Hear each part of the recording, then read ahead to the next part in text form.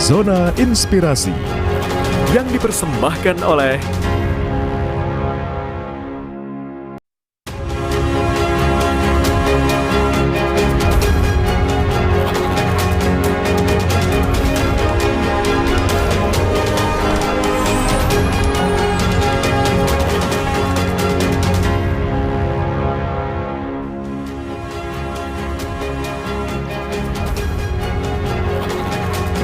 Halo, selamat siang saudara, apa kabar Anda hari ini? Semoga dalam keadaan baik. Saudara, membangun daerah tidak hanya soal infrastruktur atau pertumbuhan ekonomi, tetapi juga tentang bagaimana pembangunan itu mampu meningkatkan kualitas hidup masyarakat secara menyeluruh.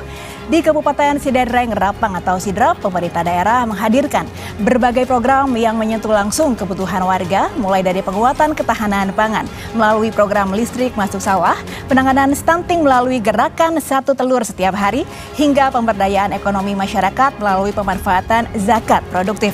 Lantas bagaimana strategi pemerintah daerah dalam menjalankan berbagai program prioritas tersebut? Kita akan bahas lebih dalam selama 30 menit ke depan bersama saya Egit Hapsari, hanya di Zona Inspirasi.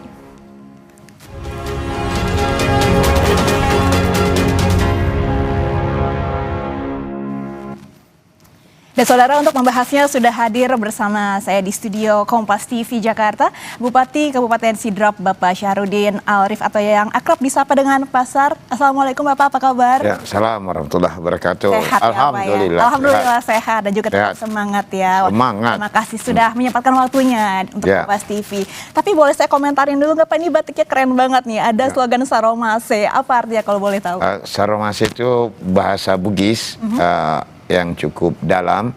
Artinya kerja ikhlas, kerja tulus, selalu menebar kebaikan, menebar manfaat. Itu artinya. Ini yang menjadi slogan dan juga spirit ya. Kabupaten Sidrap di bawah kepemimpinan Pasar. Baik, Pasar, kalau kita flashback sejak awal kepemimpinan Pasar nih, sejak 2025 awal kemarin ya, sektor pertanian ini menjadi salah satu prioritas utama. Tapi boleh diceritakan bagaimana ketahanan pangan ini menjadi semacam fondasi utama bagi Kabupaten Sidrap? Setelah menangkap arahan Presiden, Menteri Pertanian soal nasional Indonesia mempersiapkan swasembada pangan, maka tentu Kabupaten Sidrap yang memang sejak dari dulu sebagai sentral lumbung beras di Sulawesi Selatan dan Indonesia Timur, kami langsung melakukan transformasi perubahan agar supaya meningkatkan produktivitas, entah itu padi, jagung, dan semua sektor pangan. Dan satu langkah yang ditempuh bagaimana meningkatkan etos kerja masyarakat. Kedua, meningkatkan produktivitas yang tadinya produksinya sekali panen cuma 6 ton per hektar. Nah, kita berupaya menaikkan sampai 10 ton per hektar, sampai 11-12 ton per hektar. Nah, tentu dibutuhkan sarana prasarana oleh masyarakat. Satu, ketersediaan alat mesin pertanian yang modern. Yang kedua, sumber daya air yang tersedia, baik irigasi maupun non-irigasi. Yang ketiga, pupuk yang sudah diurus oleh pemerintah pusat dan sudah berjalan. Terus yang ketiga, bagaimana ilmu dan teknologi, ilmu pestisida, hama, dan lain-lain. Kemudian pemanenan ini menjadi harus cepat. Yang keenam, bagaimana serapan. Kami di Sidrap adalah daerah yang paling banyak pabrik penggilingan berasnya, RMU-nya, dan ini sekitar hampir 220 unit se-Sidrap. Jumlah desanya cuma 106. Jadi lebih banyak penggilingan padinya daripada desanya. Nah, itu pun sudah modern dan canggih, packagingnya bagus, kualitasnya bagus. Lalu yang terakhir kemudian harga.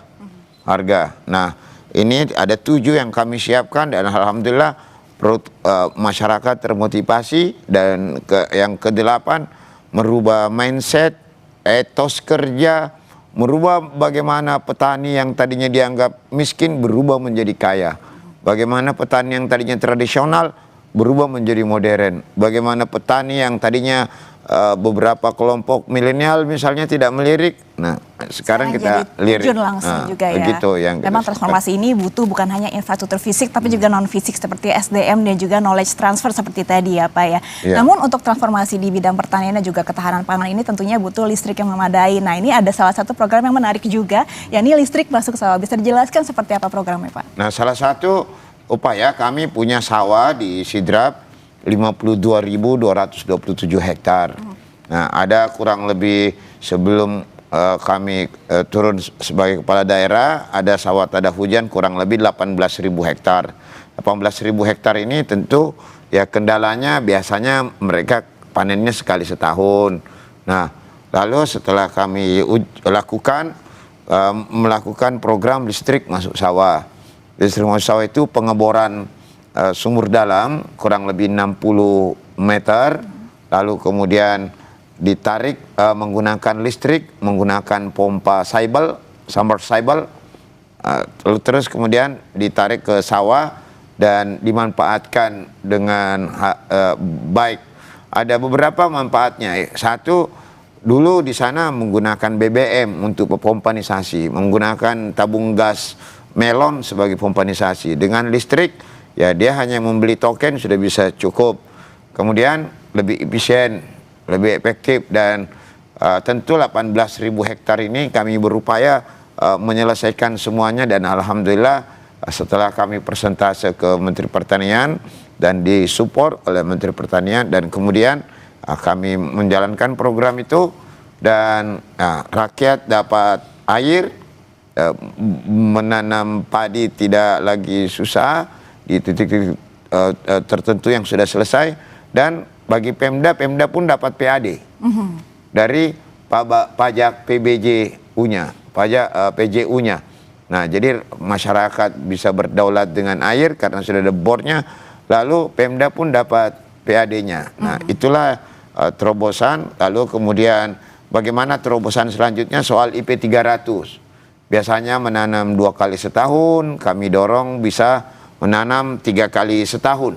Nah, kemudian pasar, selain serapan pasar Bulog, tentu kami melakukan kerjasama antar daerah, pemerintah kabupaten, kota di wilayah Sulawesi, di wilayah Kalimantan, di wilayah Papua, Nusa Tenggara, dan Maluku. Kami terus melakukan komunikasi dan kerjasama antar daerah. Boleh saja misalnya di kota Kendari, kami kerjasama dengan wali kota Kendari untuk menyuplai beras dan telur. Ya, karena di sana pasokannya kurang. Ya, kami tidak punya tambang nikel, tapi kami punya tambang beras dan tambang telur yang bisa mensuplai. Artinya sinergi antar daerah juga terjalin dan ini bagaimana program pemerintah daerah juga akhirnya mendapat apresiasi dari pusat dan akhirnya kembali lagi melalui pendapatan PAD ke daerah yang niscaya akan dirasakan dampaknya oleh rakyat. Tapi misalkan kita boleh flashback sebelum adanya program ini, sebetulnya temuan di lapangan ini seperti apa Pak? Apa sebenarnya tantangan yang sering dihadapi petani di Sidrap?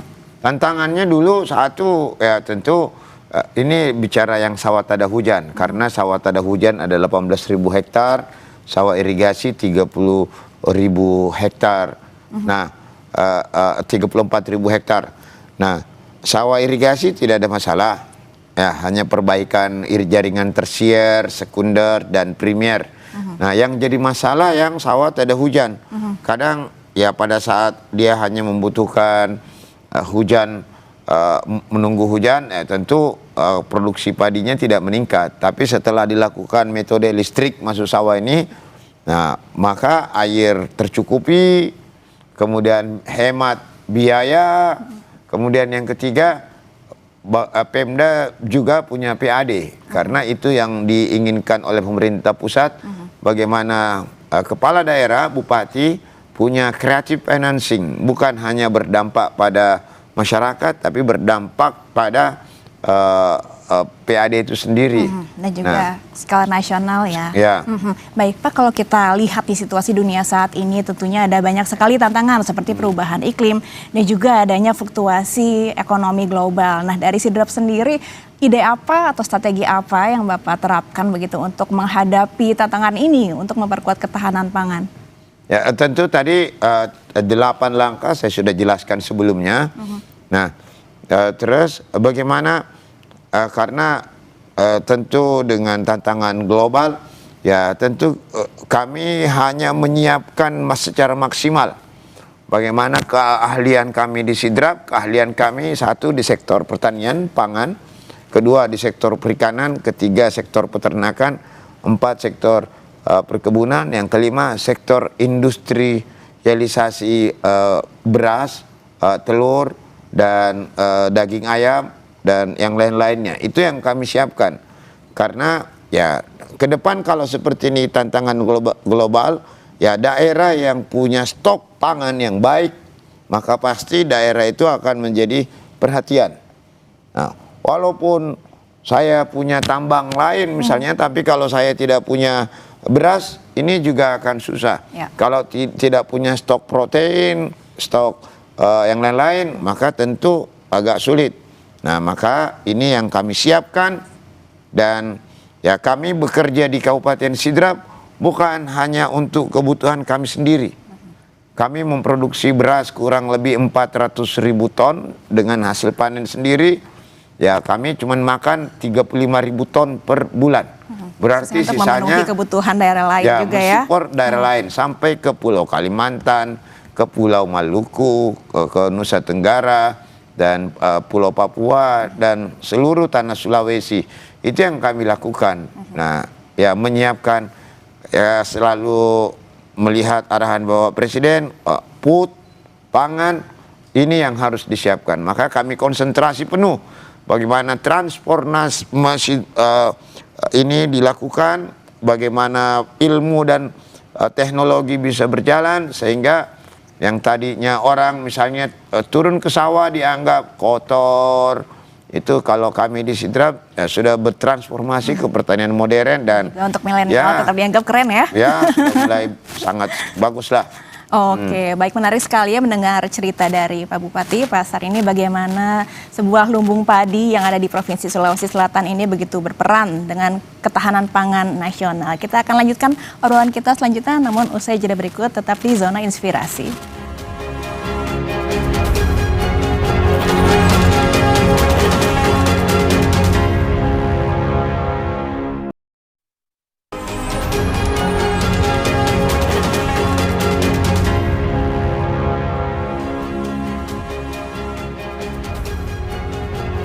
Anda kembali di Zona Inspirasi, Saudara, dan masih bersama Bupati Sidrap, Bapak Syahrudin Arif, dan capaian positif ya dari Kabupaten Sidrap mengenai program pengentasan stunting dengan program Sidrap Free Stunting One Egg Every Day. Nah, ini menarik ya inovasinya, tadi boleh diceritakan nggak latar belakang dari ada ide ini?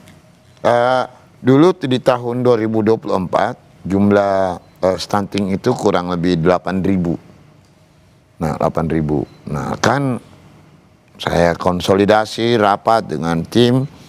Ya tentu kan kita daerah lumbung pangan, masa banyak stuntingnya. Iya, jangan sampai ada anomali kan, ini ya. Nah, jadi akhirnya satu kita buat program genting namanya, gerakan orang tua asuh bebas stunting.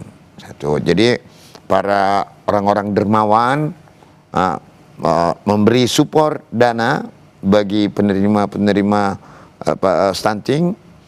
Disupport mulai dari makanan sampai kebutuhannya.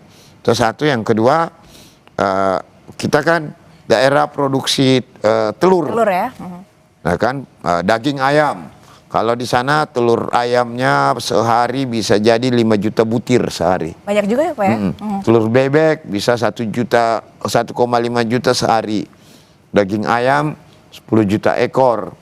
Nah, tentu kita buat program bagaimana para peternak ini juga ya mereka berkontribusi. Maka setiap peternak kadang di sekolah, di pedesaan, di mana bikin program makan butir sehari. Satu butir telur sehari gitu ya. Ya kan? Dan itu kita lakukan, dan alhamdulillah ya stunting berubah menjadi sisa kurang lebih 1.000. Nah, berhasil. Nah, karena ya tentu dengan upaya seperti itu, ya sebagai lumbung telur di Indonesia Timur, ya pemasok telur, daging ayam, tentu ya kita berupaya bagaimana dengan potensi protein yang ada di Kabupaten Sidrap bukan hanya berdampak ekonomi buat masyarakat, tapi juga berdampak secara IQ, juga ya, IQ. kesehatan, body. Dan saya bersyukur lihat anak-anak saya kalau turun ke sekolah kelas 6 SD sudah lebih besar anak kelas 6 SD daripada bupatinya. Perbaikan gizi ya. Iya, karena perbaikan gizi sudah bagus. Belum lagi ya kehadiran MBG juga mensupport. Saling bersinergi lah ya, iya, program-program dari pusat dan juga daerah begitu ya. Tapi kalau kita bicara tentang stunting ini kan harapannya bukan menjadi program yang hanya berjalan jangka pendek saja, tapi juga bagaimana ini program bisa berjalan secara jangka panjang untuk kesehatan dan juga generasi berikutnya. Apa strateginya supaya ini bukan istilahnya program yang hanya dipikirkan dalam satu periode saja gitu Pak? Stunting ini itu kan disebabkan oleh faktor ekonomi. Mereka yang masuk tergolong stunting karena ya dia masuk dia mikro keluarga gitu ya. Ketahanan ekonomi keluarganya kurang bagus. Betul. Nah, jadi ya yang mereka yang berada di kemiskinan ekstrim, berada di kemiskinan, tentu kita lakukan upaya bagaimana caranya keluarga ini berhenti miskin. Ya, bukan hanya stuntingnya, maka kami kerjasama dengan pola zakat tadi, pola zakat. Zakat daripada dermawan, zakat dari orang mampu. Biasanya kan suka bagi sembako kan, bagi sembako. Nah sekarang kami rubah, bagi sembako dirubah menjadi memberi modal, misalnya 3 juta per orang, per kepala keluarga untuk modal usaha. Ini yang program zakat produktif ini Ya. ya Pak ya, luar biasa. Ini untuk zakat produktif sebagai modal usaha rakyat, skemanya seperti apa sebetulnya Pak? Nah, skemanya ini bukan dari APBD, skemanya dia berasal dari usaha masyarakat yang sudah berhasil, yang sudah mapan ekonominya, tentu pengusaha, peternak, pedagang dan lain-lain. Nah, mereka diberi tanggung jawab untuk mengurusi warga miskin di sekitar kompleks pabriknya misalnya. Kalau di situ diberi modal 3 juta, lalu mengurusi stunting, maka setiap orang kalau misalnya dalam satu desa itu ada 100, dikasih modal 3 juta per orang, itu bukan dari APBD tapi murni dari sumbangan partisipasi dermawan atau agenia. Nah, sudah mereka berdaya, jualan nasi kuning, jualan yang lain-lainnya, jadi adalah pendapatannya. Dan kemudian kita terus melakukan pendampingan, akhirnya berubah angka kemiskinan. Dulu 2024 angka kemiskinan itu 5,9%, sekarang turun menjadi 4%. Kemiskinan dengan stunting ini kan paralel. Betul. Kalau kemiskinan tergolong miskin berarti ikut stuntingnya, tapi kalau ini naik, nah pasti akan berubah juga. Nah ini yang kami upayakan supaya stunting ini bukan hanya program sementara, tapi stunting ini menjadi program selamanya. Satu, merubah model hidup dari miskin ekstrim, berubah, kemudian terutama anaknya kita urusi sampai stunting, kemudian sekolah jangan lupa dijamin.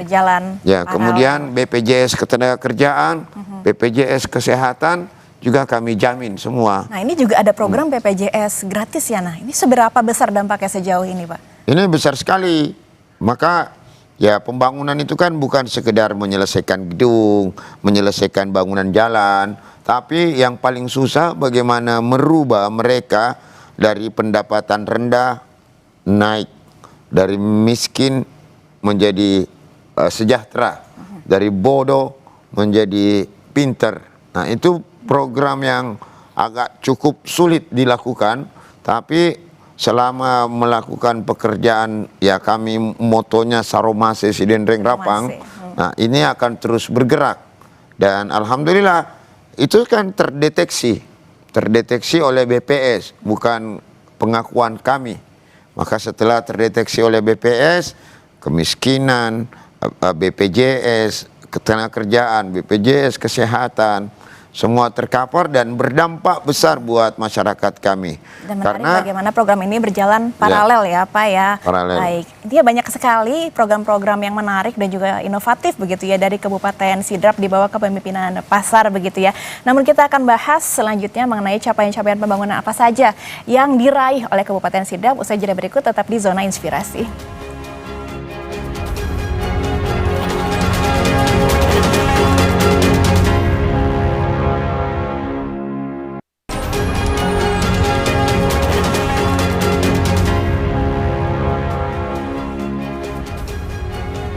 Terima kasih Anda masih menyaksikan Zona Inspirasi dan kita masih bersama Bupati Kabupaten Sidrap Bapak Syarudin Al-Arif dan kita akan beralih ke pembahasan mengenai investasi, energi dan juga capaian pembangunan.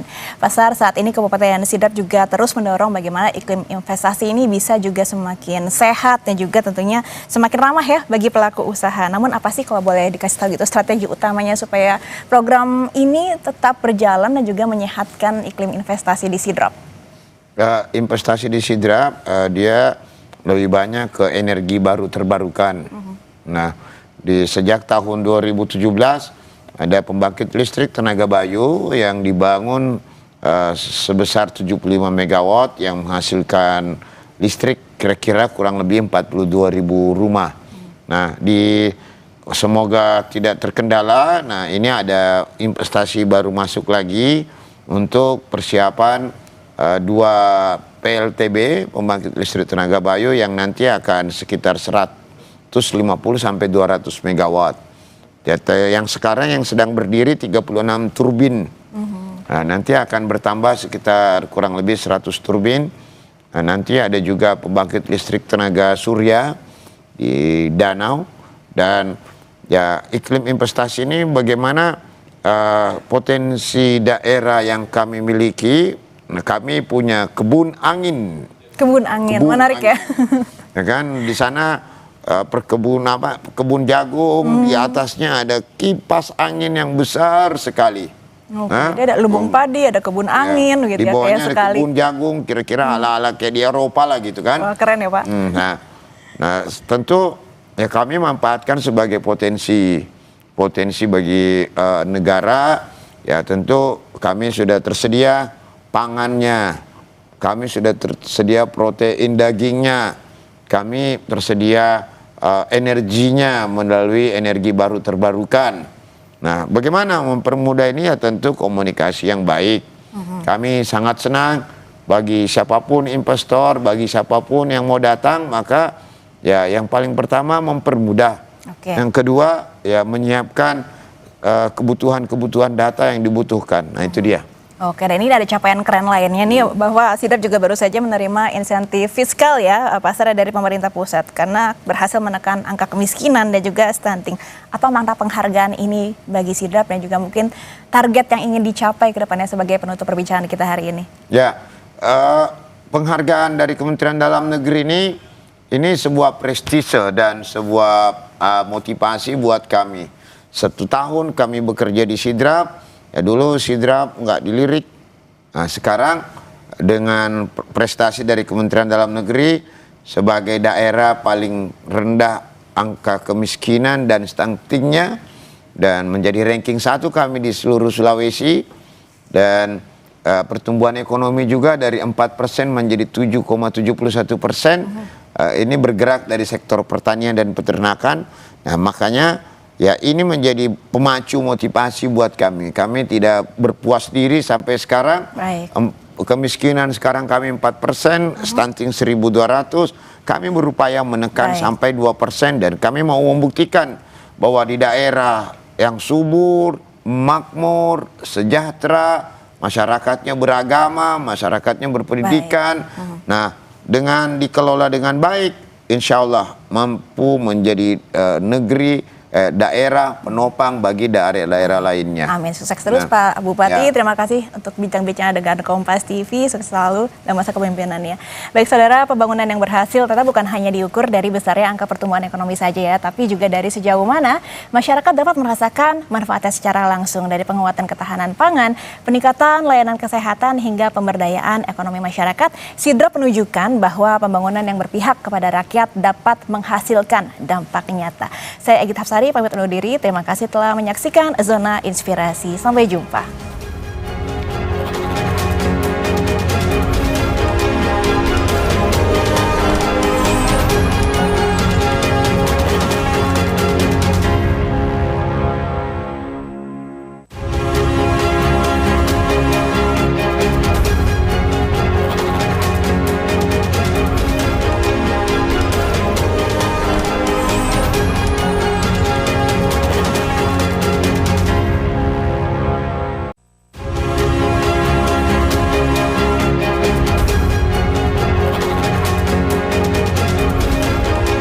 Terima kasih Anda telah menyaksikan Zona Inspirasi. yang dipersembahkan oleh